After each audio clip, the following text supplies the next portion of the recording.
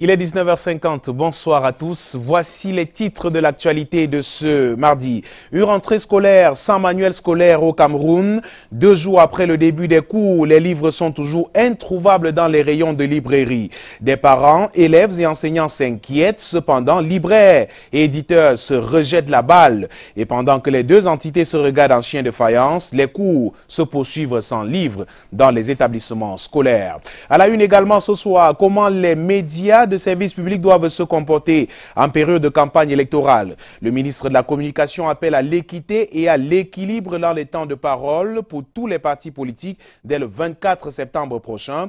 Cependant, la pré-campagne continue d'animer les débats. Zoom dans la page présidentielle de ce journal sur les observateurs électoraux. Qui sont-ils? Quel rôle jouent-ils dans le processus électoral? Patrick Ngwanya nous édifie dans le 19h50. Et dans ce journal, nous vous amenons ce soir à la découverte d'un hôpital qui a fait pendant près de 60 ans le bonheur absolu des populations de Penja et environ. Aujourd'hui, la formation hospitalière est dans un état de décrépitude absolue et indescriptible. Le matériel médical et le bâtiment s'émiettent au quotidien aux grandes dames des populations qui n'ont que les yeux pour pleurer. Voilà pour le sommaire.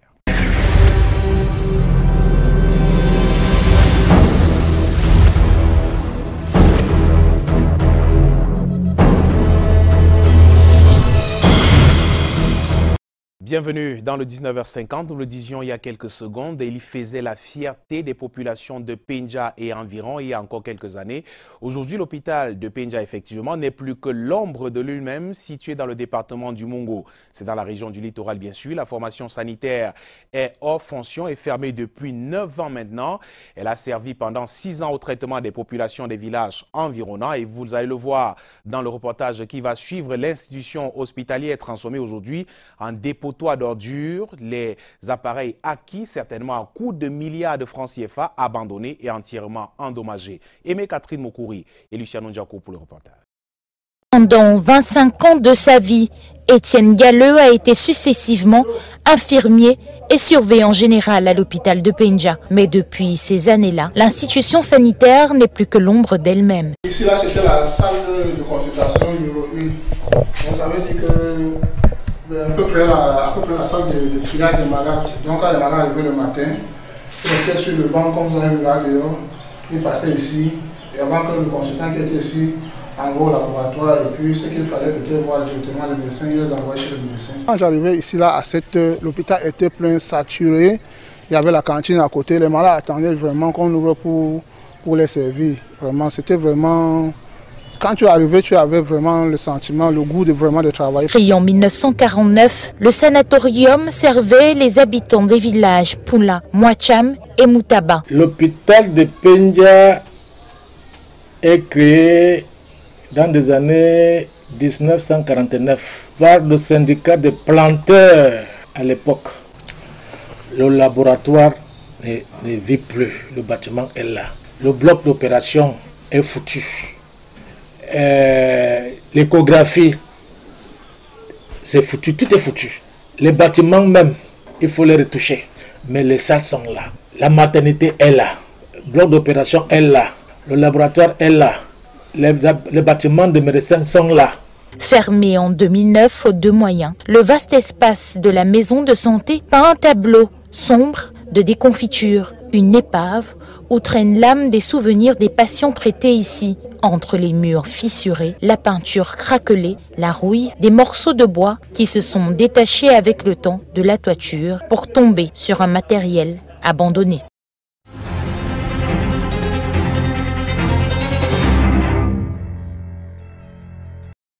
Un mot encore en éducation ce soir, en cette rentrée scolaire. Nous vous le disions en titre, ce qui manque le plus, ce sont les livres. Beaucoup d'élèves ont entamé hier les cours sans suffisamment de manuels scolaires, de livres notamment. Et pour cause, la non-disponibilité de ces fournitures et une discorde ouverte désormais entre libraires et éditeurs qui se tapent dessus pratiquement.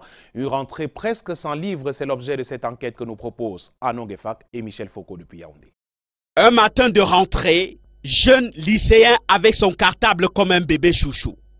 Inventaire vite fait de fournitures, ce sont des livres qui manquent le plus. Mon père est allé acheter les livres, mais certains livres n'étaient pas encore. En cette rentrée, la question des livres est comme une équation à 1000 inconnus.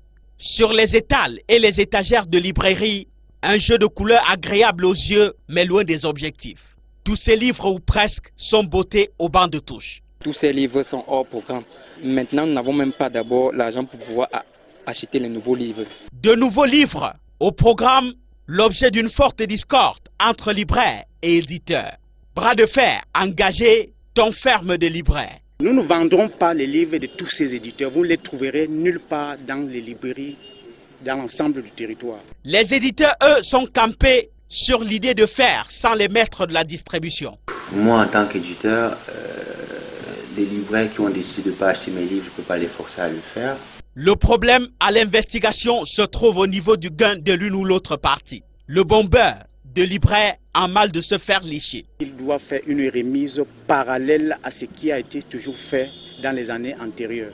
Question donc, pourquoi les éditeurs durcissent la main quant à la marge dédiée au gain des libraires? Parce qu'ils exigent un certain taux de remise que nous ne sommes pas capables de donner compte tenu des objectifs de rentabilité de l'entreprise. Surtout qu'il faille couvrir les coûts de production.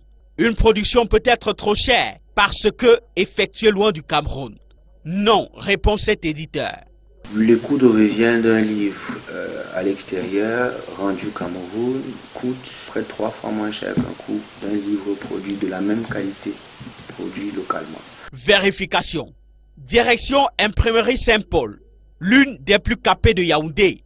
Capacité de production bien audacieuse. Ici, effectivement, les coûts débordent et traversent ceux des pays occidentaux. La production locale est élevée, pourquoi? Parce que tous les intrants sont aussi importés. Et lorsque on met les intrants côte à côte, on se rendra compte que les charges sont aussi très élevées. Conséquence, tous les livres au programme ont été imprimés à l'extérieur. Certains sont arrivés et sont disponibles, le reste encore en route. En attendant, seuls les cahiers et les stylos régneront à maître dans les cartables.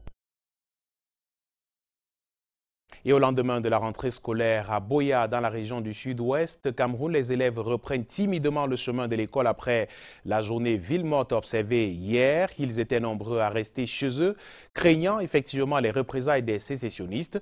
Galvanisés par les assurances des forces de défense et de sécurité, ils ont pour la plupart effectué leur rentrée ce mardi. Nos reporters ont fait le tour de certains établissements scolaires de la région du sud-ouest. Quelques clichés de cette tournée dans ce reportage signé Inès Daniel Ondouambala et Yasser Trésor-Tanon. Je m'appelle Otabella Akono Lopez Chris. Quelle classe tu fais? Pour moyen 2. Je suis arrivé à l'école à 7h du matin. Bonjour, je m'appelle Mokoto Santé Grâce. Je fréquente à l'école publique francophone de Boya. Je fais le cours moyen 2. Je suis arrivé ce matin à 8h. La reprise des cours est effective dans la région du sud-ouest. Quelques élèves ont su passer la peur pour reprendre le chemin de l'école. C'est quelle classe? CP. Comment tu t'appelles?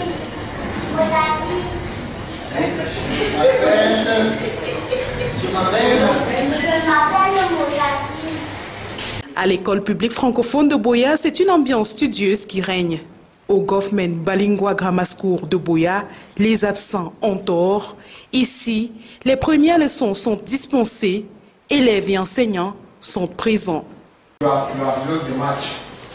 So the last one we have is leadership skills. Every team has a captain. Le gouverneur de la région du sud-ouest au Kaliabilai demande aux parents qui retiennent encore les enfants à la maison de les conduire à l'école.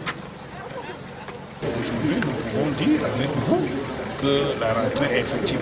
Nous demandons aux parents d'accompagner les enfants à l'école, surtout ceux de l'enseignement primaire. Et nous demandons aux élèves du secondaire de venir à l'école. Les parents et les élèves ont célébré les différents résultats positifs l'année dernière. Ils sachent que pour avoir des résultats positifs, ça commence maintenant.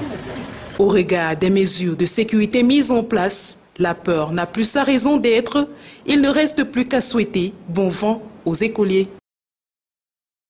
Et les carillons de la rentrée scolaire qui n'ont toujours pas sonné dans tous les établissements dans la région de l'Adamawa. Pour ceux qui ont pris le train à l'heure, de nombreux défis subsistent sur le terrain. Zoom à Mayo-Bagno, Barikiri et Meganga à travers 2 formations scolaires vues par Eric Ngele dans ce reportage. Cloche muette et porte fermée à l'école publique de Mayo-Bagno Bariki. Les carillons de la rentrée scolaire n'ont pas sonné dans cet établissement du département du Mayo-Bagno, contrairement au lycée technique de Meganga, qui lui a connu une rentrée effective. Voisin les derniers partis, croissance de l'entreprise.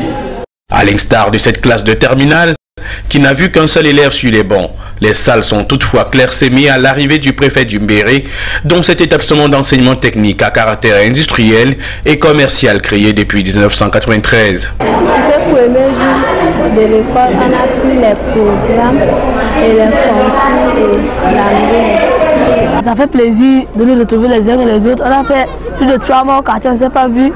Ça nous fait vraiment plaisir, agréable.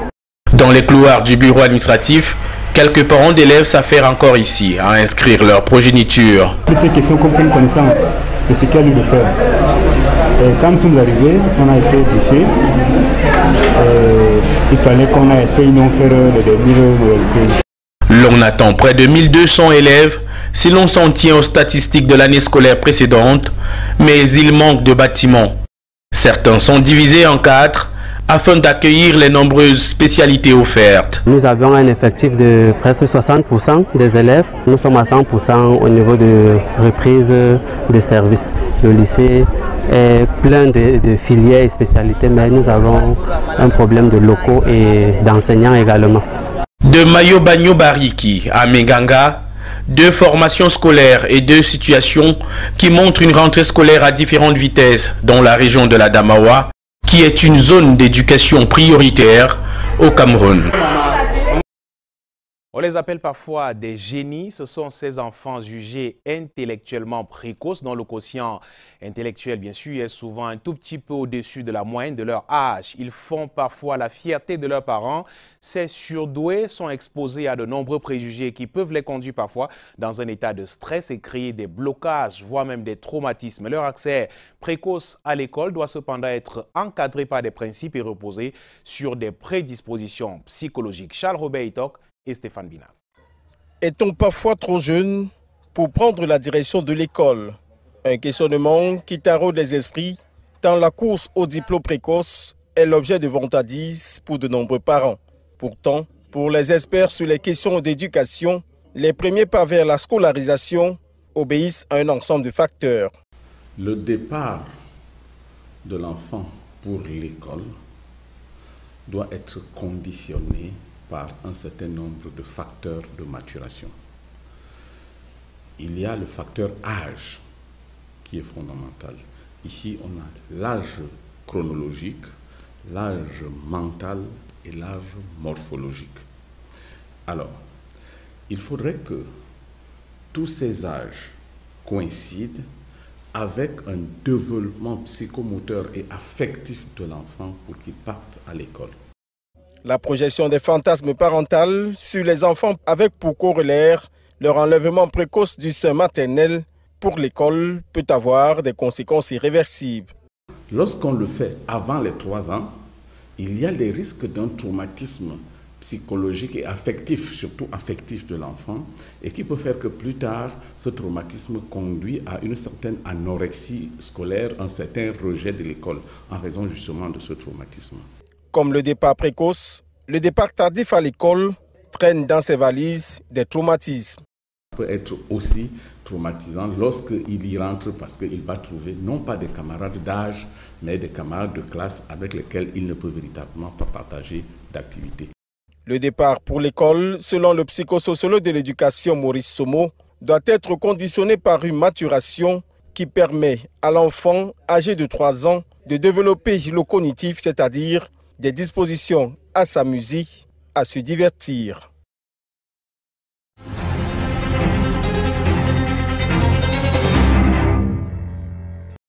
Au moment où certains ont pris le chemin de l'école, d'autres par contre ont pris la route pour rejoindre leur ville de résidence. Et pour s'assurer que le voyage se déroule en toute sécurité, la gendarmerie nationale a effectué une opération de prévention routière spéciale. Ce 3 septembre, Alain Gislankanga et Serge Alliance Zébou se sont rendus sur la nationale numéro 10. Voici le reportage. Dispositif spécial pour la gendarmerie sur la nationale numéro 10 Yaoundé-Est. Une opération spéciale à l'occasion de la rentrée scolaire et rassurante pour les voyageurs. Nous n'avons pas peur parce que nous savons que la sécurité de notre route est sûre. Et nous savons que si nous sommes bien quittés par la grâce de Dieu, nous allons bien arriver. Donc nous n'avons pas peur. Et pour éloigner la peur chez les passagers, la gendarmerie nationale a multiplié les patrouilles sur cet axe routier. C'est ces patrouilles-là qui font en sorte qu'ils puissent reprendre un peu conscience. Parce qu'ils ne savent pas exactement à quel niveau la patrouille se trouve. Et ils ont donc l'obligation d'aller un peu doucement. Ces indisciplinés de la route sont fréquemment coupables de mauvais stationnement ou encore d'excès de vitesse, comme ce véhicule flashé par le radar, roulant à 76 km/h au lieu de 50 km/h. Des attitudes très souvent à l'origine de graves accidents. Même si pour les conducteurs, le vrai problème se trouve ailleurs. Nous avons beaucoup de voitures ici au Cameroun. Et chaque jour, ça multiplie. Les routes sont tellement petites. Les routes, plus particulièrement les routes. La route s'est resserrée sur cet élève pris en possession de produits stupéfiants lors de la fouille des passagers. Il effectue pour le moment sa rentrée dans la cellule de la brigade d'Atok. Et ceux qui ont effectué leur entrée sur la route, ce sont les commerçants du marché d'Edo de Douala qui sont de retour sur le marché, sur la route effectivement, malgré les multiples mises en garde de l'autorité administrative qui leur demande d'occuper des comptoirs installés à l'intérieur du marché. Ils sont encore nombreux ces commerçants qui occupent la voie publique et empêchent désormais la circulation sur ces axes. Voici le reportage de Vanessa Melakamdem. Pas question d'occuper l'intérieur du marché New d'Edo à Douala. Telle est la position de ces commerçants qui ont fait des chaussées, trottoirs et autres alentours du marché leur comptoir. Ils ne comptent pas changer d'avis si des dispositions concrètes ne sont pas prises par la municipalité. On nous dit aller dans le marché. Il y a un endroit là derrière dans le marché. Un peu de pluie, il y a inondation là-bas. Et tu pars même là-bas, il y a les comptoirs déjà battus en béton. C'est tellement vide, mais tu poses quelque chose sur l'un des comptoirs, le propriétaire va sortir te demander qui t'a demandé de poser ici. À l'intérieur du marché, justement, on compte des dizaines de locaux fermés. Sur certaines portes est inscrite la mention scellée. Toutes les boutiques que vous voyez là, tout ça c'est occupé. Tous ces gens-là sont en route, ils sont à la recherche d'argent. Ils disent qu'ici à l'intérieur, il n'y a pas de marché. Et oui, que quand ils sont ici, ils ne vendent pas, c'est plutôt en route qu'ils vendent. D'autres occupants du marché New d'Edo justifient cette absence de collaboration par l'insalubrité et surtout les inondations qui surviennent ici à la tombée de chaque pluie. L'eau entre même pas à l'entrée principale. On ne sait même pas comment. On dit que l'hygiène de sécurité, c'est qu'ils font au marché. Vraiment parce que c'est vraiment, ça c'est la boibaise, on ne connaît pas. Les traces des pluies tombées il y a 2 jours sont encore visibles ici et les trous sur la toiture n'augurent pas de meilleurs jours. Tout dépend maintenant d'une sincère collaboration entre la municipalité et les commerçants pour un meilleur entretien de cet espace marchand afin que chacun y trouve son compte.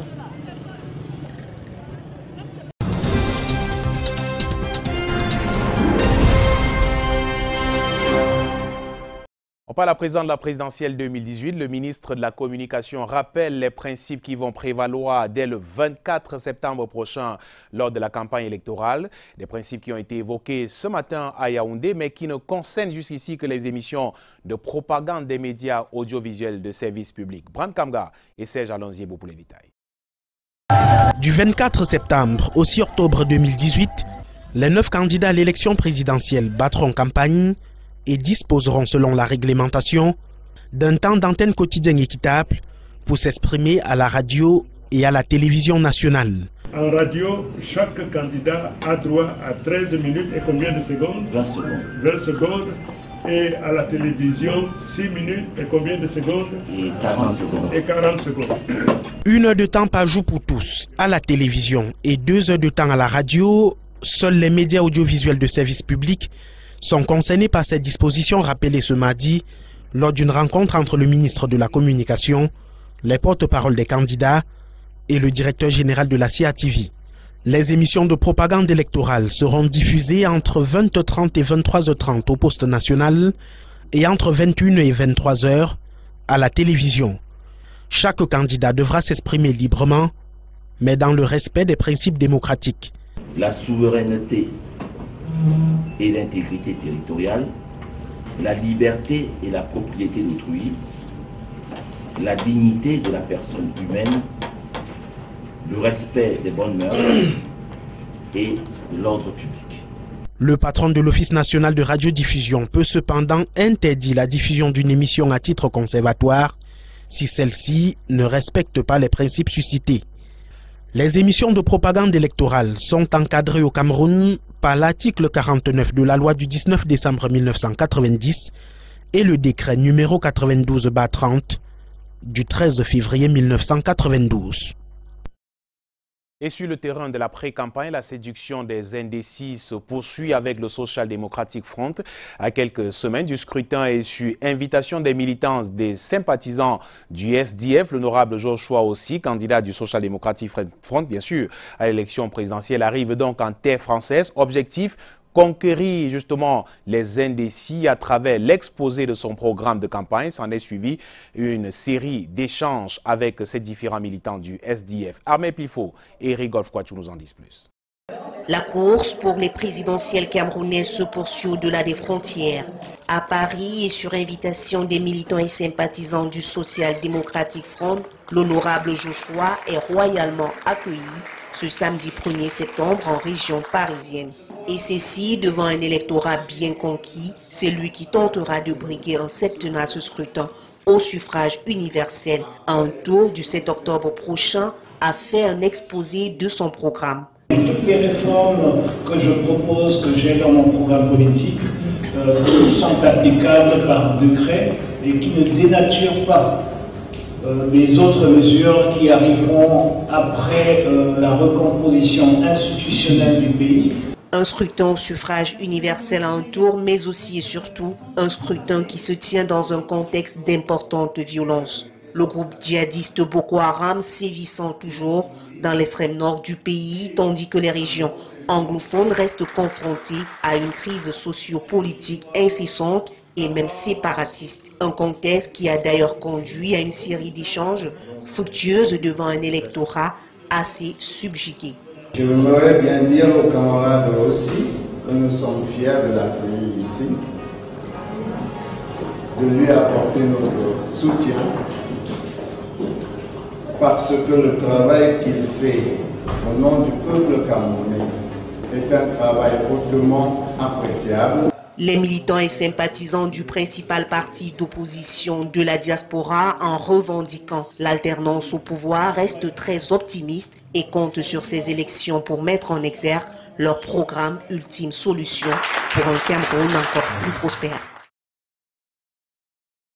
Cependant, les partis politiques, les organisations non gouvernementales et certains leaders de la société civile se constituent déjà en qualité d'observateurs. Ce soir, nous faisons un focus sur les missions et les objectifs des observateurs électoraux dans les bureaux de vote. Quel statut revêtent ces observateurs et quel regard les observateurs également et les acteurs de la société civile portent sur leurs actions dans les bureaux de vote? Patrick Ngwanya et Martin Luther Djemou nous édifient. À chaque échéance électorale, ces observateurs, celle d'octobre 2018, ne saurait déroger à la règle au vu de son importance. Un observateur est une personne dont la mission est d'assister au déroulement du scrutin et d'en rendre compte. L'observateur, lui, regarde comment se passent les opérations électorales pour détecter éventuellement les irrégularités ou les fraudes ou la non-application des normes. Un observateur électoral n'est déjà pas un policier électoral. Il a pour mission d'observer comme son nom l'indique, c'est-à-dire que constater, prendre des notes et puis plus tard, à la fin du scrutin, rédiger un rapport qu'il transmettra à qui de droit. Cependant, quelques brebis galeuses entachent souvent le bon déroulement du scrutin. La police donne l'impression de ne pas souvent être au courant du fait qu'il y aurait des observateurs au scrutin. Vous avez beau aborder un badge bien signé du ministre de l'Intérieur, alors un policier heureux est libre de vous demander de déguerpir le lieu. La difficulté qu'on rencontre aussi est celle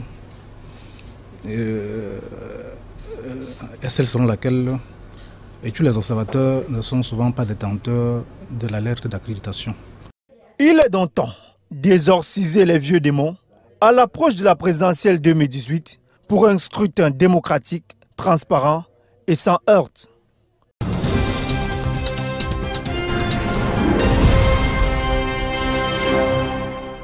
Et en attendant la présidentielle, le président de la République plaide pour l'annulation de la dette du Cameroun envers la Chine. Paul Biya l'a fait lors du sommet Chine-Afrique qui s'est tenu à Pékin. Le président de la République, dans l'exposé des motifs, est revenu sur les difficultés conjoncturelles que traverse le Cameroun à travers la situation socio-politique dans certaines régions du pays. Tous les autres pays africains sont en Chine, effectivement, et plaident pour leur cause auprès de l'Empire du Milieu. De nombreux accords de partenariat également annoncé. Lil Piedjou et Eric Golf Kwadjou. Cette poignée de main entre Paul Biya et Xi Jinping au Grand Palais du Peuple traduit l'état de coopération sino-camerounaise, tout en plaidant pour l'accroissement de la relation entre les deux pays. Le président Paul Biya du Cameroun plaide pour l'annulation totale voire partielle de la dette envers la Chine.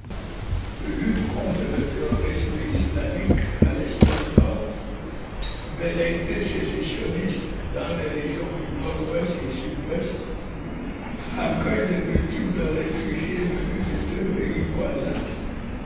Tout cela met à mal les finances publiques de mon pays. Mon pays voudrait en conséquence compter sur la haute amitié sino-camerounaise pour bénéficier de l'annulation totale ou partielle de sa dette. À côté de cela, Paul Biya interpelle la Chine sur l'accélération des grands chantiers engagés au Cameroun en vue de relever les défis de l'heure.